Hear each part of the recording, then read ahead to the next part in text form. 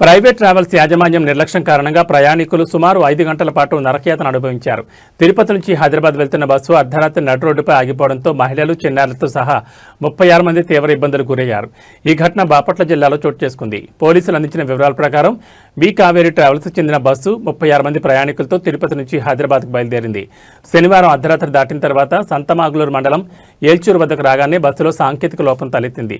దీంతో బస్సు ఒక్కసారిగా నడు రోడ్డుపై నిలిచిపోయింది. ఏం జరిగిందో తెలియక డ్రైవర్లు వెంటనే తమ యాజమాన్యానికి సమాచారం అందించారు. ప్రయాణికుల ఆందోళనతో డ్రైవర్లను ప్రశ్నించగా చిన్న సమస్యనని త్వరలోనే సరిచేసి బయలుదేరుతామని చెప్పారు.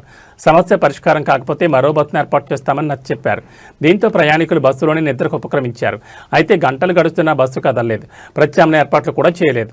తెల్లవారుజాము కావస్తున్న యాజమాన్యం నుంచి ఎలాంటి స్పందన లేకపోవడంతో ప్రయాణికులు సహనం నశించింది. ముఖ్యంగా మహిళలు, చిన్నారులు తీవ్ర అవస్థలు పడ్డారు.